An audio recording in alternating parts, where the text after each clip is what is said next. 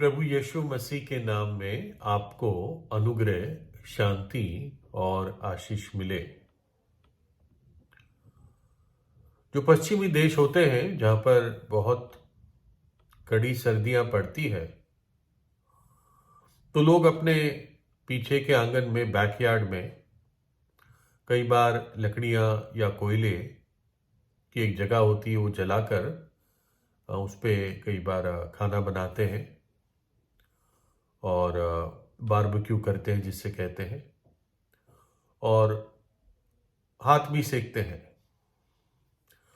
आजकल मॉडर्न ज़माना है, लोगों के घर ही बहुत गर्म होते हैं, लेकिन आप कुछ समय पहले की बात सोच लीजिए, कुछ सैकड़ों वर्ष पहले की बात, 200 या 300 वर्ष के पहले। तो जब सर्दियां खत्म हो जाती है और स्प्रिंग टाइम यानी वसंत ऋतु का मौसम आता है, तो वो कुछ महीनों की ऐसे लकड़ी और कोयला जला जलाकर काफ़ी सारी राख इकट्ठी हो जाती है उनके पीछे के आंगन में। तो सर्दियों के खत्म होते वो किसी मजदूर को बुलाकर वो सारी मजदूर राख उठाकर कहीं और जाके फेंक आता है। और कायदे में ये जो राख होती है ये कोयले से आती है और लकड़ी से भी आती है, और जो कोयला है ये जलता रहता है और पूरी तौर से खत्म हो जाता है, जलने की क्षमता नहीं रहती और फिर वो राख बन जाता है।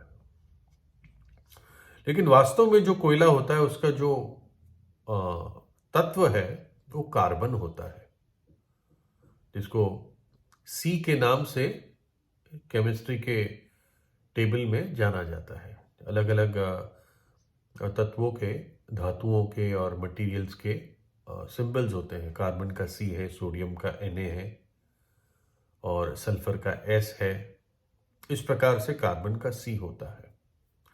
तो कोयला कार्बन से आता है। और अगर आप देखें, जो सुंदर अंगूठी लोग अपने मंगनी के समय बदलते हैं, जो दूल्हा दुल्हन बनने वाले हैं, कोशिश करते हैं सुंदर अंगूठी दुल्हन वाले दूल्हे को दे और दूल्हे वाले दुल्हन को दे, और वो एक दूसरे को पहनाते हैं, लड़का और लड़की। तो वो जो चमकता हुआ हीरा होता है, डायमंड होता है, अगर वो डायमंड की रिंग हुई, वो भी वास्तव में कार्बन होता है। बस कार्बन होता है एक दूसरे रूप में। जैसे पानी का एक रूप पानी है जो हम पीते हैं, जिससे हम नहाते हैं, लेकिन पानी का दूसरा रूप क्या है? बर्फ है। और एक रूप क्या है? स्टीम है, भाप जो होती है। वैसे ही कार्बन का एक रूप कोयला है और उसका दूसरा रूप एक हीरा है, डायमंड है। लेकिन तत्व वही है। जो राजा अपने मुकुट में हीरे सजा के रखता है, कई सारे हीरे, कई बार ये मुकुट बहुत भारी होते थे, और वो भी कहने के लिए बहुत महंगा मुकुट है, राजा की शान है, राजा की महिमा है, राजा का वैभव है। लेकिन आखिर में वो हीरे क्या है? वो कार्बन है ना। जो उस पिछले आंगन की जो राख थी और राजा के मुकुट का जो हीरा है, वो तत्व एक ही है। जब हम जीवन में देखते हैं तो जेलों में कई सारे लोग होते हैं जो जीवन में बहुत निराश हो चुके हैं। उनके जीवन अभी पूरी राख हुए नहीं है, कुछ अब और रहने की क्षमता है। इसको इस तरह समझाता हूं, जैसे कोयला के अंदर जब तक वो तत्व होता है जलने का, वो जलता रहता है, जलता रहता है, आग देता रहता है, गर्मी देता रहता है। लेकिन एक समय आता है जब कुछ जलने का तत्व नहीं रहता, फिर वो राख हो जाता है। उस राख को फिर आप कितनी भी आग लगाने की कोशिश करें, वो राख जलती नहीं है।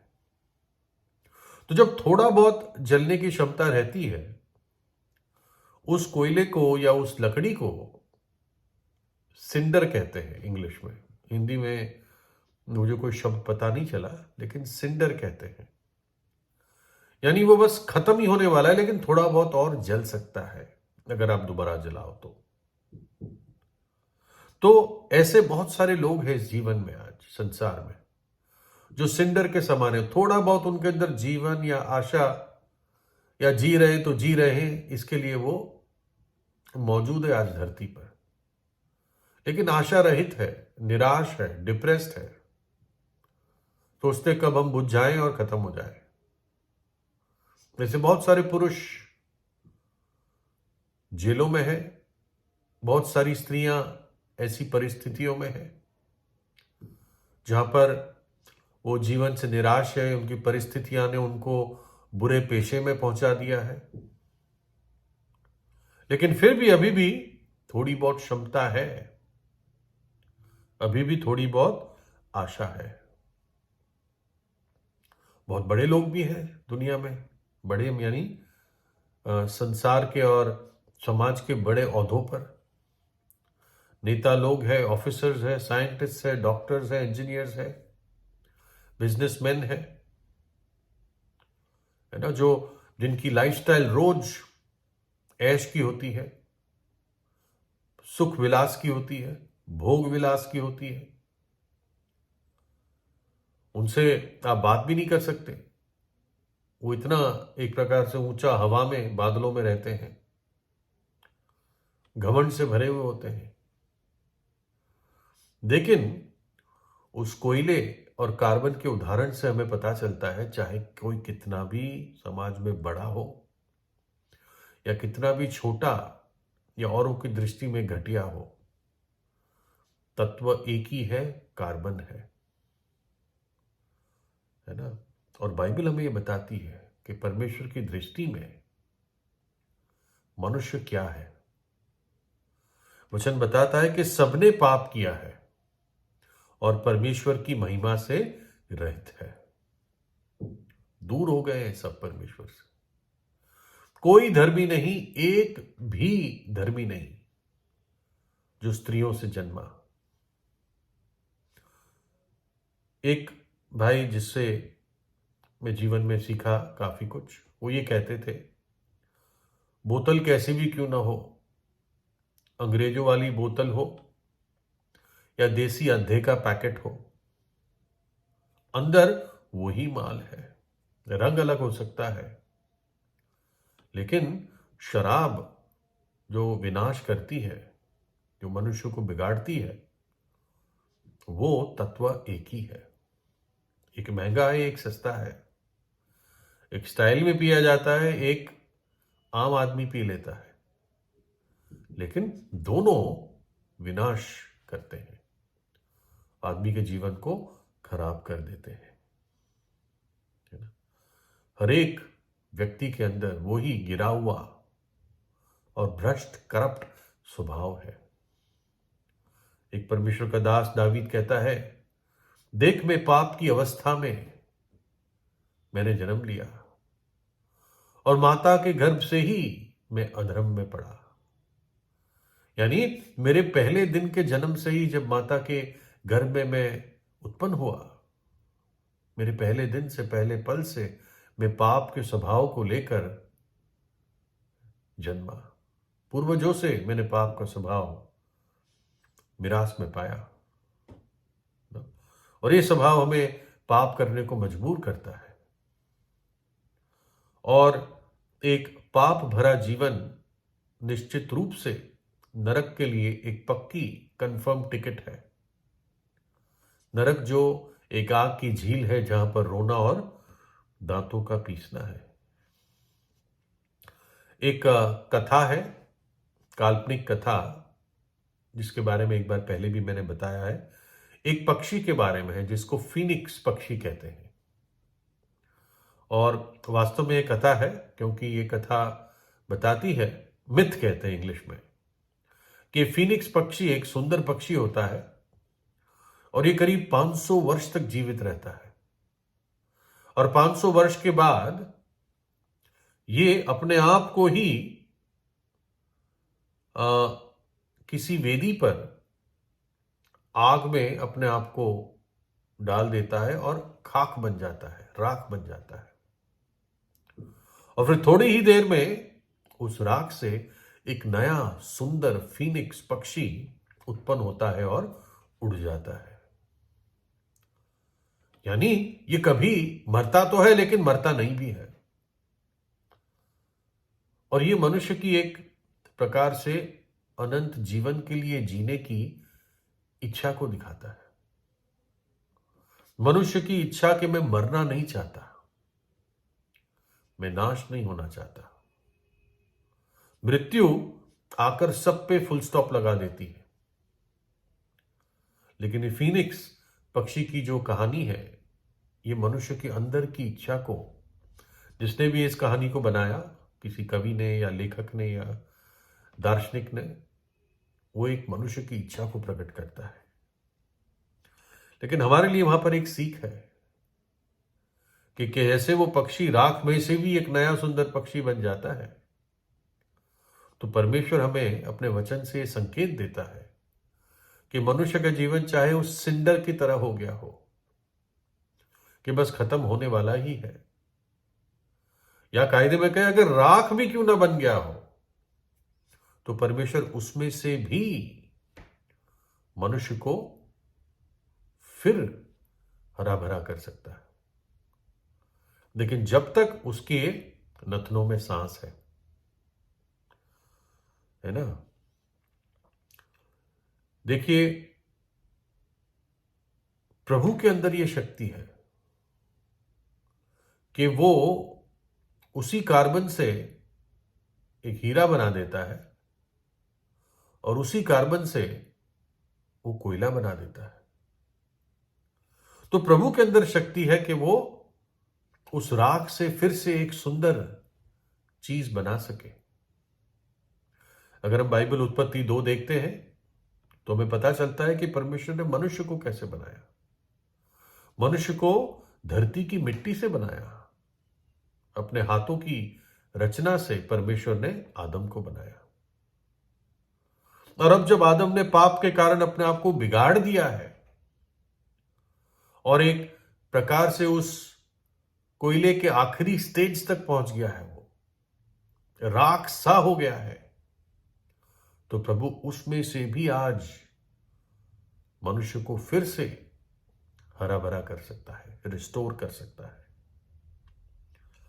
एक छोटी बच्ची ने बाइबल की एक आयत बोलते हुए गलती कर दी और उसने ये बता दिया कि मसीह यीशु इस संसार में, जो आयत थी उसका जो सही वाक्य है वो ये है, मसीह यीशु इस संसार में पापियों को बचाने के लिए आया।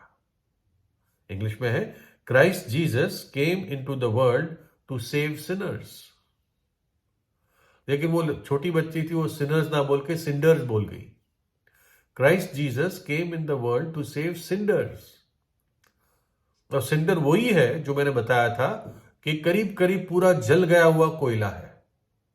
वो बच्ची तो ऐसे ही बोल गई, लेकिन ये सच है कि आखिरी स्टेज में भी जब आदमी आ गया है कि जब कोई आशा नहीं है उसके पास, तब भी परमेश्वर उसको बचा सकता है। घिरे से घिरे व्यक्ति को वो बचाने की क्षमता और सामर्थ्य रखता है, अगर एक व्यक्ति तैयार है ना। एक कोढ़ी ने प्रभु यीशु से प्रार्थना की, प्रभु यदि तू चाहे तो मुझे शुद्ध कर सकता है। उस कोढ़ी की इच्छा थी मैं ठीक हो जाऊं, कि यीशु मसीह मुझ पर दया कर दे, मुझे स्पर्श कर दे, मेरे लिए एक शब्द बोल दे और मैं शुद्ध हो जाऊंगा, मेरा कोढ़ ठीक हो जाएगा। और परमेश्वर के अंदर ये सामर्थ्य है कि वो उस जले हुए कोयले या राख को लेकर एक सुंदर नए जीवन को बनाता है। कलवरी के क्रूस पर उसने हमारे लिए अपना प्राण दिया। मेरे और आपके पापों को और पापों की सजा को और श्राप को लेकर क्रूस पर उसने अपना बलिदान दे दिया, अपना पवित्र खून बहा दिया, ताकि जब एक पापी पश्चाताप करके विश्वास करता है तो यीशु मसीह का लहू उस पापी को उसके सब पापों से शुद्ध करता है, उसको नया बनाता है। प्रभु यीशु मसीह तीसरे दिन मृतकों में से जी उठा। वो आज जीवित है, युगान युग जीवित है। और जो कोई उस पर विश्वास करेगा वो नाश ना होगा परंतु अनंत जीवन पाएगा। दूसरा कुरिन्थियों 5 अध्याय में प्रभु का वचन कहता है कि अब जो मसीह यीशु में है, यानी जो यीशु मसीह पर विश्वास करता है, वो एक नई सृष्टि है। पुरानी बातें बीत गई, देखो सब कुछ नया हो गया। फीनिक्स पक्षी की तो सिर्फ एक कथा कहानी है, लेकिन आपके जीवन में प्रभु यीशु एक वास्तविकता रच सकता है अगर आप चाहते हैं। सच्चे हृदय से अपनी स्थिति को मानते हुए कि प्रभु मैं तो सचमुच में राख के बराबर हो गया हूं, मेरा जीवन पाप से जल गया है, लेकिन प्रभु अब आप नया कर दे, मुझे फिर से हरा भरा कर दे, मुझे अपना जीवन दे। आप जीवन देने आए, मुझे अपना जीवन दीजिए, अपने लहू से मुझे पवित्र कर दीजिए, उस श्राप को, पाप को हटा दीजिए। और निश्चित रूप से प्रभु आपको फिर से वो चमकता हुआ हीरा जैसे वो चाहता है आपको बना देगा। प्रभु यीशु से प्रार्थना कीजिए, प्रभु यीशु आपको आशीष दे।